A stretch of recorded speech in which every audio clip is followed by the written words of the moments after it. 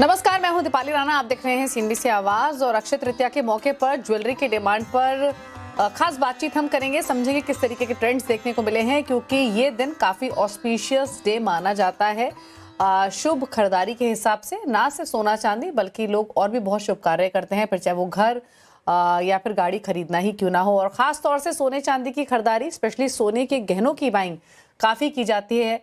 तो जानने की कोशिश करेंगे कि कैसा रहा अक्षय तृतीया का दिन, आज किस तरीके की डिमांड देखने को मिल रही है और आगे के लिए क्या प्रोस्पेक्ट्स डिमांड फ्रंट पर दिखाई दे रहे हैं, इस पर करेंगे बातचीत।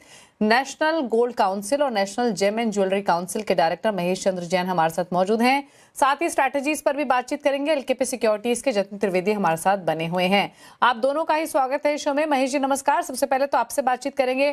पहले तो जानना चाहेंगे कितनी बिक्री हुई अक्षय तृतीया के मौके पर, और क्या वो कंटिन्यूड बाइंग आज भी देखने को मिली है?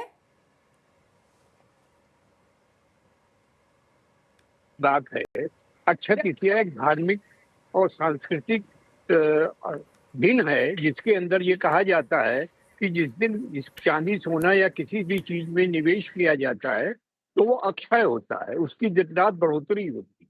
और जहां तक अक्षय तृतीया की खरीदारी की बात है, चांस की बात है, अक्षय तृतीया 2 दिन मनाई गई, एक यस्टरडे कल और एक आज। तो जितना रिस्पांस हम लोग सोच रहे थे उतना रिस्पांस नहीं आया। उसका एक कारण तो ये था, पिछली बार अक्षय तृतीया के समय पे करीब 92-95 हजार रुपए सोने का भाव है, जो अब एक जा करके 1,60,000 बन गया। तो आदमी की बाइंग कैपेसिटी भी कमजोर हो जाती है, कम हो जाती है। लेकिन ओवरऑल अक्षय तृतीया एक अच्छा पर्व है और लोगों का रिस्पॉन्स है। लोग इसको पर्व के रूप मानते हैं, इन्वेस्टमेंट के रूप में मानते हैं और इस रूप में मानते हैं कि इस दिन जो भी चीज खरीदी जाती है उसकी दिन दूना रात चौगुना तरक्की होती है। तो महेश जी, जो आप एक्सपेक्ट कर रहे थे उस हिसाब से खरीदारी नहीं हुई, क्या सिर्फ और सिर्फ वजह ऊंची कीमतें ही रही जिसकी वजह से उतनी बाइंग देखने को नहीं मिली जितनी उम्मीद की जा रही थी? और अगर हाँ, तो क्या मान के चलें कि अभी भी 1,50,000 60,000 के भाव की एक्सेप्टेंस कंज्यूमर्स के मन में नहीं आई है? क्योंकि मान के तो यही चला जा रहा था कि शायद अब कंज्यूमर मन बना चुका है कि इन्हीं लेवल्स के इर्द गिर्द भाव रहेंगे। देखिए, आज जैसे जैसे सोने का भाव बढ़ रहा है, लोगों का कॉन्फिडेंस भी बढ़ता है। आज 1978 में सोने का भाव मात्र 460 रुपए 10 ग्राम और 83 में 1650 हो गया। उस समय 4 टाइम्स सोने की कीमत बढ़ गई। उसके रेशियो को देखते हुए इधर में इतनी कीमत बढ़ी नहीं है, लेकिन 1.5 लाख 1,60,000 रुपए का रेट पब्लिक में एक्सेप्टेबिलिटी में कम आया। लेकिन इसके बावजूद भी अक्षय तृतीया में लोग सोना जेवर और सोना और चांदी खरीदने को शुभ मानते हैं और इसी हिसाब से वो चांदी सोना और जेवर खरीद रहे हैं। ओके। और अगर पिछले साल की तुलना करें तो कितना परसेंटेज नीचे रही होगी खरीदारी आपके हिसाब से ओवरऑल?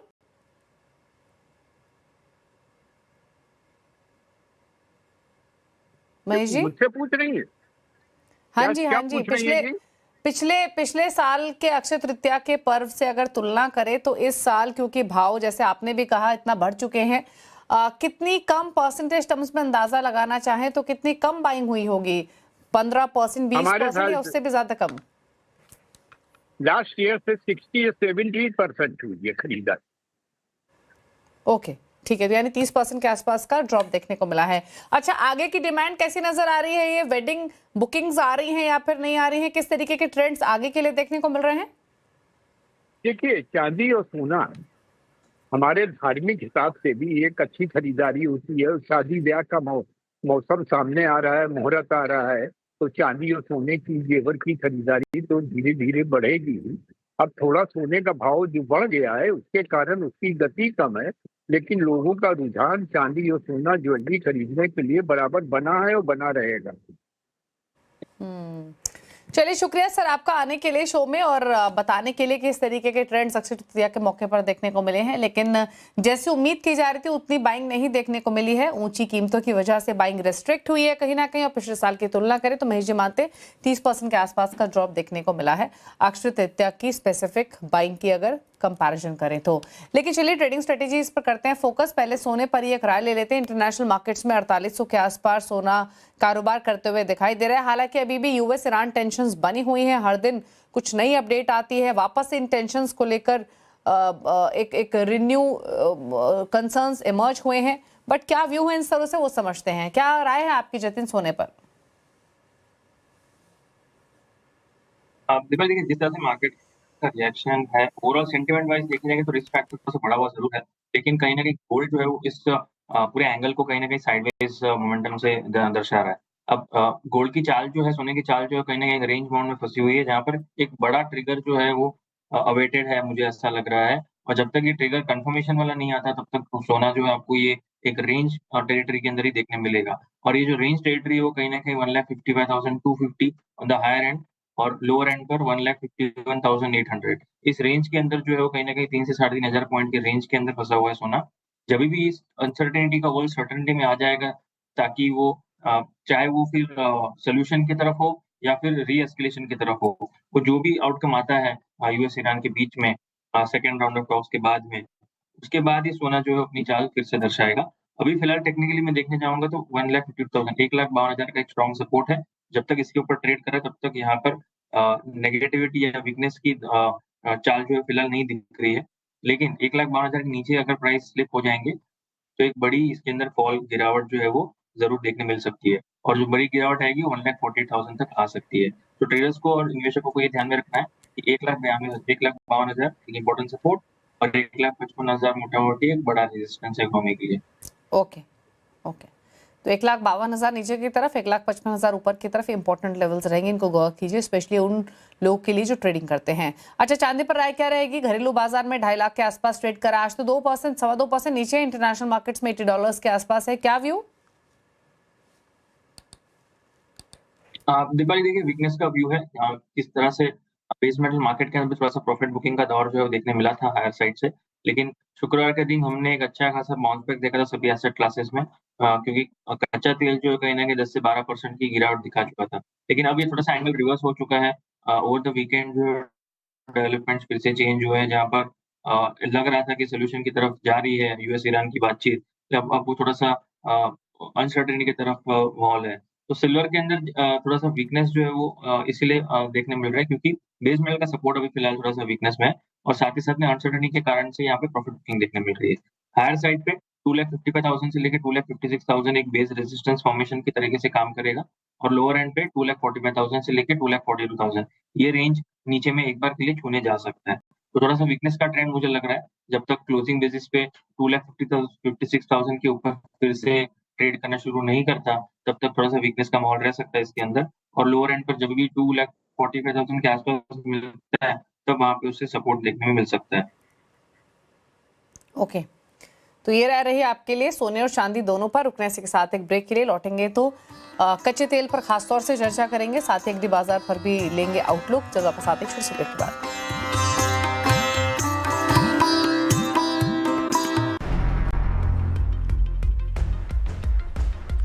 आप दे रहे हैं कमोडिटी कॉल, जतिन त्रिवेदी हमारे साथ बने हुए हैं। बात करते हैं कुछ और ट्रेडिंग स्ट्रैटेजीज की। बात करेंगे अब कच्चे तेल की, जहां पर इंटरनेशनल मार्केट्स में तो प्राइस एक उछाल के बाद वापस थोड़ा नरम हुए हैं। 4.5% की गिरावट इस समय देखने को मिल रही है। 4.5 से 6.5% की गिरावट नाइमैक्स और ब्रेंट दोनों में देखने को मिल रही है। इनफैक्ट 4.5% ऊपर है, माफ कीजिए, ब्रेंट 94 के आसपास। मैं फ्यूचर्स के लेवल्स मेंशन कर रही थी, जहां पर हम जून फ्यूचर्स में 4.5% की गिरावट देख रहे हैं और नाइमैक्स के मे फ्यूचर्स में 6.5% की गिरावट देख रहे हैं। ये स्पॉट प्राइसेस है आपके सामने। और स्ट्रेट ऑफ हॉर्मुज को लेकर वापस से जो टेंशन एस्केलेट हुई, उसके कारण ये उछाल देखने को मिला है। घरेलू बाजार में भी तेजी देखने को मिल रही है, 6-6.5% ऊपर कर रहा है ट्रेड। इनफैक्ट ये रिस्क तो जतिन बना हुआ था ही कि जैसे जैसे डेवलपमेंट्स होंगी, कुछ भी नेगेटिव न्यूज़ फ्लो आएगा तो वापस से प्राइसेस को सपोर्ट मिलेगा। बट अगेन सवाल वही कि रेंज यहाँ क्या रह सकती है हर लाइकलीहुड में, नीचे ऊपर की तरफ।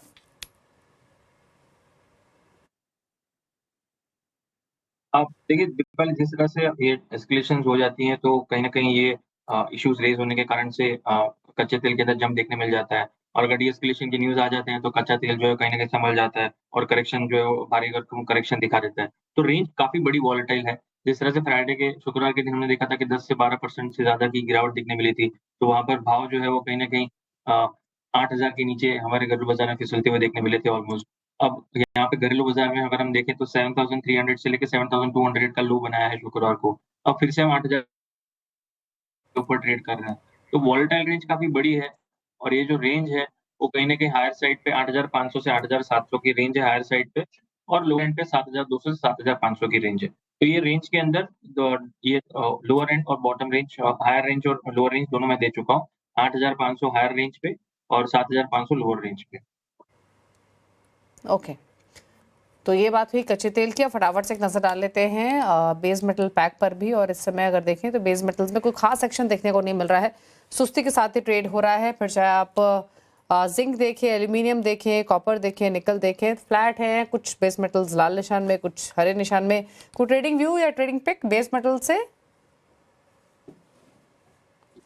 जिंक के अंदर एक बाइंग कॉल इनिशिएट करके चल सकते हैं। जिंक का जो है वो अच्छी खासी हेल्दी ट्रेंड के अंदर चल रहा है मेरे हिसाब से। यहाँ पे जब तक प्राइसेस 335 के ऊपर ट्रेड कर रहे हैं तब तक पॉजिटिविटी के साथ ही इसको देखना चाहिए जिंक को। हायर साइड में 347 से 350 के टारगेट्स के लिए जिंक के अंदर खरीदारी की सलाह रहेगी। अच्छा, एग्री कमोडिटी पैक में ग्वार पैक पर क्या सलाह रहेगी? दोनों ही ग्वार गम, ग्वार सीड 3.5-4% ओपन है आज के सेशन में। दीपाली देखिए, गौरगम जब तक 10,500 के ऊपर ट्रेड कर रहा है तब तक थोड़ा सा पॉजिटिव आउटलुक लेके चल सकते हैं। ओवरऑल सेटअप जो है पॉजिटिव है थोड़ा सा इस हफ्ते के हिसाब से। अगर मैं देखने जाऊंगा तो हायर साइड पे 11,700 से 11,900 की रेजिस्टेंस है, उस लेवल तक की यहाँ पे पोजीशन बनाकर चल सकते हैं। ग्वार सीडी 5,400 के ऊपर जब तक ट्रेड कर रहे हैं तब तक आउटलुक थोड़ा सा पॉजिटिव दिख रहा है इस हफ्ते। हालांकि दोनों ही बड़ी गैप अप साथ ट्रेड कर रहे हैं तो थोड़ा सा रिट्रेस होता है 11,200 से लेके 11,000 के बीच में गौरगम और 5,600 से 5,500 के आसपास गौर सीट मिल जाता है, तब वहाँ पे री एंट्री के हिसाब से सोच सकते हैं। या फिर जिनकी लॉन्ग पोजीशन में बने रह सकते हैं। 6,200 के टारगेट गौर सीट में दिख रहे हैं और 11,750 से 11,900 के टारगेट गौरगम में दिख रहे हैं। ओके, और साथ ही स्पाइसेस के पैक में क्या व्यू होगा, खासतौर से कोरिएंडर पर जो कि कंसिस्टेंटली आउट परफॉर्म कर रहा है, लगातार स्ट्रेंथ दिखा रहा है? हाँ, राइटली पिक कोरिएंडर जो है, धनिया जो है, कहीं न कहीं एक ट्रेंड जो है काफ़ी हद तक पॉजिटिविटी के साथ में है। काफ़ी दिनों से इसके अंदर पॉजिटिविटी की ट्रेंड है। 12,500 के ऊपर ये ट्रेड करते हुए जब मिल रहा है, जब तक ये पॉजिटिविटी के साथ ये ट्रेंड जो है मुझे लग रहा है ये पकड़ के रहेंगे। इम्पोर्टेंट ज़ोन है 12,500 के। हायर साइड पे 14,200, 14,400 ये नेक्स्ट लेग ऑफ रेजिस्टेंस दिख रहा है। हालाँकि प्राइसेस काफ़ी हद तक पॉजिटिविटी के साथ में ट्रेड करते हुए देखने मिले हैं कुछ दिनों से। तो थोड़ा सा रिट्रेस यहाँ पर भी जब मिलता है तब वहाँ पे एंट्री लेने का सोचना चाहिए। 13,000 के करीब जितना एंट्री रहेगा उतना रिस्क रिवॉर्ड फेवरेबल हो जाता है। 12,500 के नीचे का स्टॉप लॉस रख के 14,000 तक के लक्ष्य के हिसाब से। ओके, तो ये रही कोरिएंडर पर 3.5% ऊपर कर रहा है ट्रेड। बाकी स्पाइसेस को देखेंगे तो टर्मरिक फ्लैट टुवर्ड्स नेगेटिव बायस के साथ कारोबार कर रहा है, हल्का प्रेशर जीरे में है। और इसके अलावा कैस्टर, कॉटन सीड ऑयल के ये भी हल्की नरमी के साथ कर रहे हैं ट्रेड आज के सेशन में। तो ये रही तमाम ट्रेडिंग स्ट्रैटेजीज। शुक्रिया आपका जितिन आने के लिए शो में और अपने व्यू सभी कमोडिटीज पर शेयर करने के लिए। इसी के साथ एक ब्रेक के उस पार आप देख सकते हैं आवाज समाचार। इस शो में इतना ही, नमस्कार।